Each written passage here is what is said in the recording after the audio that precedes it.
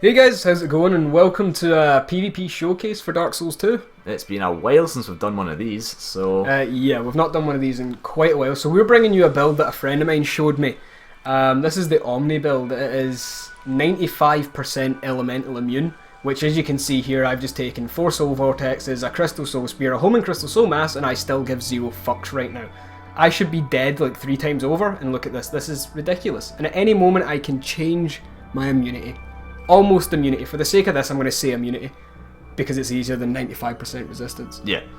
But, so I've changed my ring, so I just don't give a fuck. I take no damage from these lingering flames, and I'm just going to continue to beat his ass down. But this build is from a guy called Hystrix on Twitch, is when I first seen this, and it's really good. You'll be able to find his link in the description for this video if you want to go check him out. He does quite a few really interesting PvP builds. So I seen this, and I had to use it. It's so immune to magic, and this is a split damage build here. He's using a blue flame, and I think that's an ice rapier, but look how little damage he does.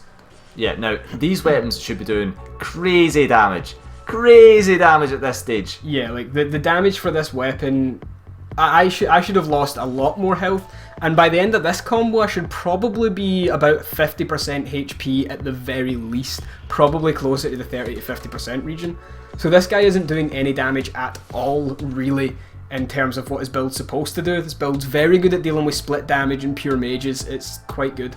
Now, another thing to take into account is you could really class this build as the quintessential anti-meta build. Yeah.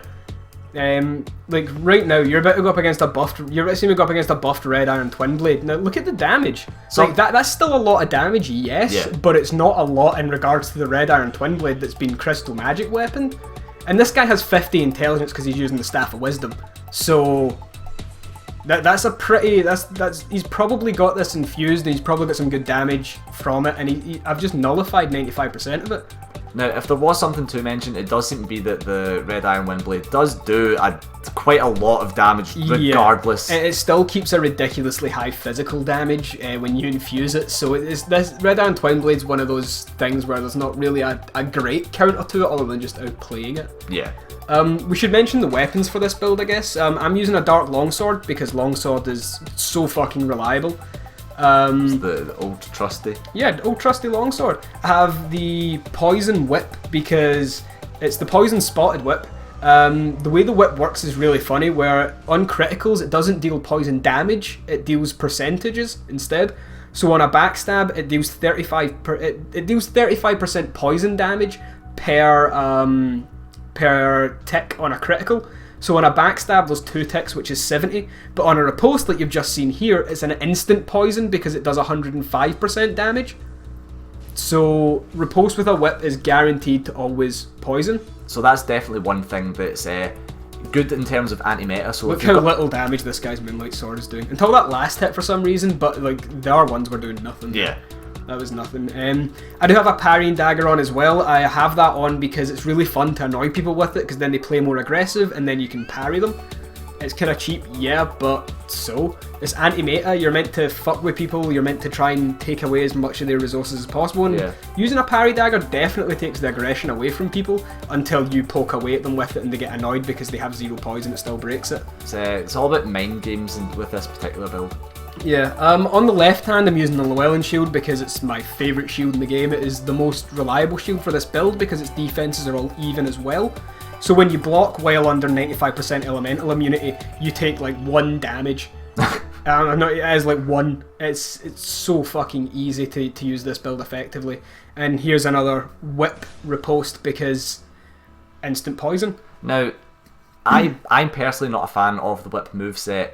Like, really? Like, you can get sort of good at the whip and, you know, be okay with it, but personally I'm not very good, so I mean, you could maybe use a different weapon other than a whip if you really wanted to, but the whip works well here simply because of the instant poison. Like, I use the whip offensively because I'm fine with using the whips, but the way Hystrix uses it is that he only uses the whips for critical attacks because he wants to poison them with a whip. But I use it offensively every now and again. As you can see, I use the parry dagger offensively. I use everything in the arsenal offensively, usually once or twice per fight. The good thing about the whip though is this build actually has a close, medium and range option. Yeah. So the whip gives you that medium range. He died from poison before he stood up. Yeah. That's just great. So, there is one more weapon on this build that I forgot to mention, and it's the Dark Sanctum crossbow. Not the repeating crossbow, just the Sanctum crossbow.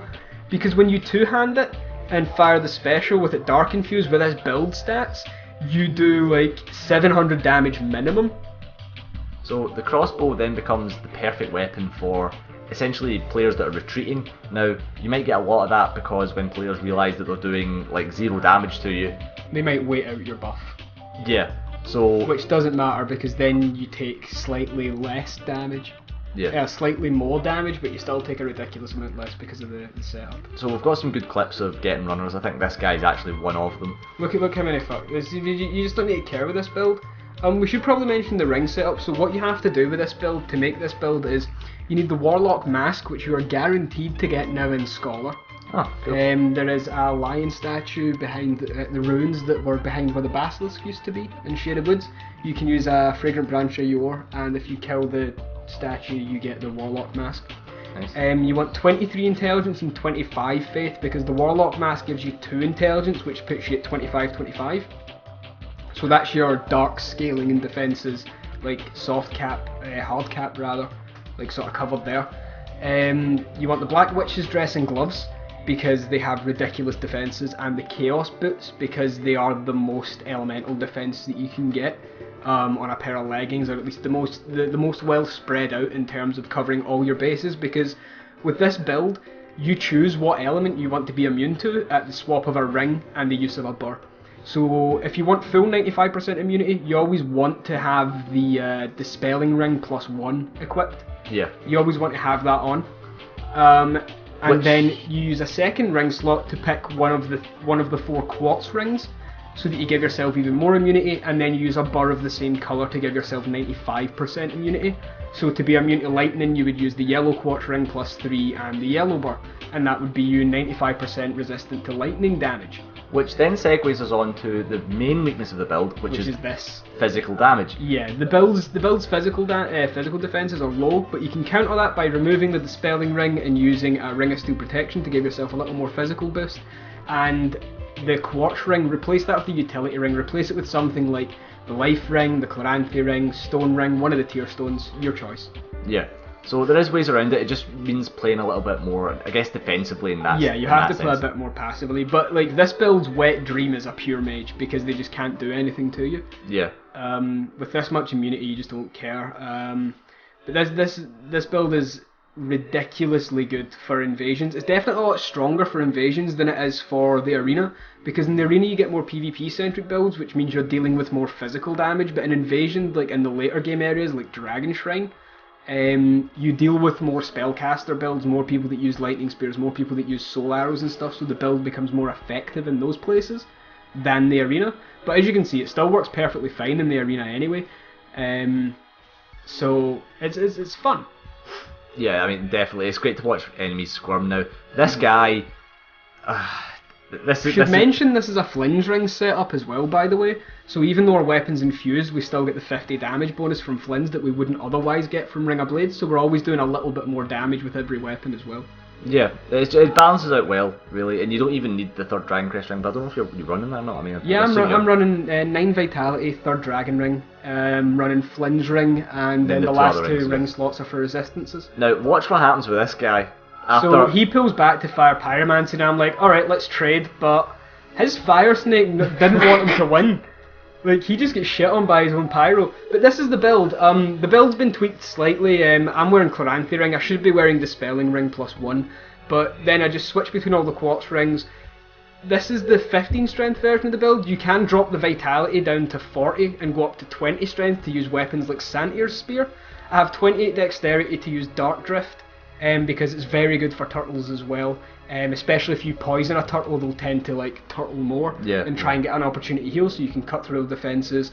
With 20 strength you can also use the battle axe as well, so you've got a lot more utility at 20 strength, but at this point in this recording I just went for HP instead.